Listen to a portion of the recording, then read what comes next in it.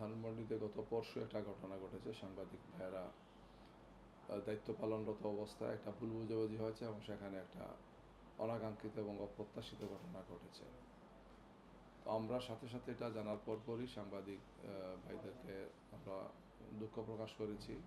ঢাকা মহানগর দক্ষিণের যেহেতু এলাকায় পড়ছে এটা ওনারা, আমিও একটা বিবৃতি দিয়েছি।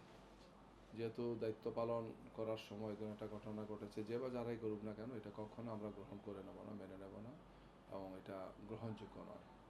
এবং তখনই আমরা তাদেরকে গাইড করেছি যে তোমরা এই ঘটনাটার তদন্ত করে কে বা কারা করেছে তো বের করে তার জন্য প্রয়োজনীয় ব্যবস্থা যাতে গ্রহণ করা হয়। এর আলোকেই মহানগর সংগঠনের পক্ষ থেকে যাদের সম্পৃক্ততা আছে মনে করা হয়েছে, ওনারা দেখেছেন, তাদের ব্যাপারে সাংগঠনিক ব্যবস্থা নেওয়া হয়েছে। জামাতে ইসলামী পক্ষ থেকে আমরা সবসময় একটি সুশৃঙ্খল এবং দায়িত্বশীল সংগঠন হিসাবে আমরা যে কোনো ধরনের অন্যায় কোনো আচরণ কেউ করে থাকলে, এটা সংগঠনের ভিতরে হোক, বাইরে হোক, সাধারণ মানুষের সাথে হোক, সাংবাদিকদের সাথে হোক বা যার সাথেই হোক, এটাকে আমরা কখনো মেনে নেই না। এটার প্রয়োজনীয় আমরা ব্যবস্থাগুলো গ্রহণ করে থাকি, তাকে কোনো ক্ষেত্রে সাবধান করি, কোনো সময় সাংগঠনিক ব্যবস্থা আমরা গ্রহণ করে থাকি।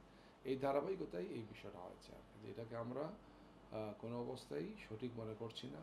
যিনি বা যারা করেছেন তাদেরকে জন্য দলীয় শৃঙ্খলার পরিপন্থী কাজের কারণে তাদের ব্যাপারে এই ব্যবস্থাটা নেওয়ার জন্য বলে দেওয়া আছে। যাদেরকে